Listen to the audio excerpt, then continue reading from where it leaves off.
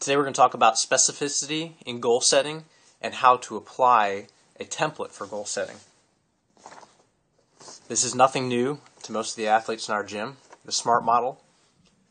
When we set goals following this general template of setting our goal as specific, make sure it's measurable, and then we have metrics, we can track our progress.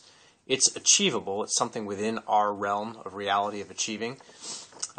It is relevant to our bigger picture goals. If our goal is weight loss, then setting goals outside the gym of learning auto repair are not necessarily applicable to the overall goal of weight loss, and that they're bounded by time. All right. From the higher order thinking principle, which I get from James Fitzgerald in the OPT Lifestyle Coaching, here we are now. To achieve our goal, we're going to develop resources. First of all, we develop a prescription, and we account for resources to help us follow that prescription. And those two things together bring us to our goal. This is the meat of a plan, but this is often forgotten in achieving that plan. Let's talk about that. Okay? First of all, our prescription are really our priorities. What's my priority in achieving my goal? Is it performance? Okay? If we're talking gym-specific stuff here, is it performance? And if so, is it strength, aerobic, or glycolytic? We cannot have everything at once. Not a single training cycle will not be able to get us necessarily what we want out of everything. And I'm looking for top-level performance, which 99.99% of us should not be in our gym.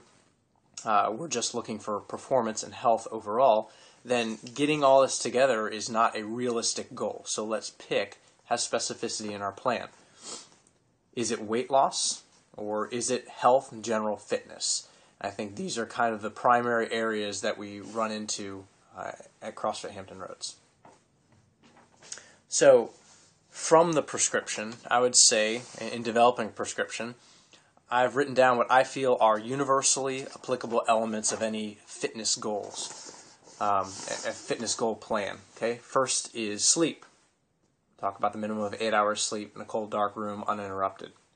Next, stress control, and we've got both physical and emotional stressors. Keeping in mind that nutrition is a physical stressor, sleep in and of itself is a physical stressor, or lack thereof, or poor quality, and then exercise is. So if in trying to achieve your goal, your prescription exceeds an acceptable amount of stress for you, which inhibits recovery, inhibits sleep, or inhibits progress, then we need to reassess our prescription. Okay? So appropriate stress control physically, but also emotionally.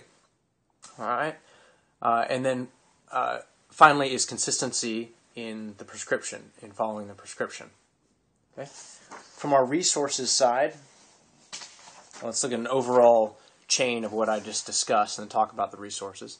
So first we set our goal, develop our prescription, account for our resources, establish and use our metrics, and then stick to the damn plan. Okay? What I wanted to talk about with resources is how important these resources are in going back into sticking to the prescription. And we'll do this through an example. So if I have a goal of achieving a bigger back squat, relatively straightforward, simple goal, I know, not as in-depth as we usually run into, but let's just say I want a bigger back squat, an increased 1 rep max. So let's develop a prescription for it. The programming within our gym often, we know we're going to be on a 1-month lifting cycle with strength, so if back squat was part of that lifting cycle, then hitting a straightforward 5-3-1 for the average athlete at the gym, which I am and the vast majority of us are, we're just average individuals trying to be athletes in the gym, then that 5-3-1 plan is going to get us is a successful prescription for gains in the back squat. They're not going to be mega powerlifting gains, but it will get us gains because of consistency and exposure to it. We know we're going to squat Monday every week for a month on a set plan. All right, accounting for my resources. I've got the gym, I've got the equipment in the gym, and I've got the coaches to look at my form. I've got mobility as a resource. I have the time available to get to the gym every Monday.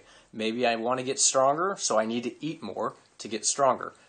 So sufficient food, time to eat, all that stuff needs to be accounted for in our resources.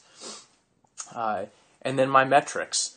I'm tracking progress really weekly in a 5-3-1 plan. If I've got a longer time domain for my squat, like 3-month plan or 2-month plan, then maybe I need to expand when I track my metrics, maybe every 2 weeks or 3 weeks for checking up on my metrics. And then finally enacting the plan and sticking to it through its fruition. And that's the article I wrote of kicking the fad, the fitness ADD of getting distracted. It's extremely easy to deceive yourself in your goal achievement or lack thereof by not tracking your progress and not recording metrics.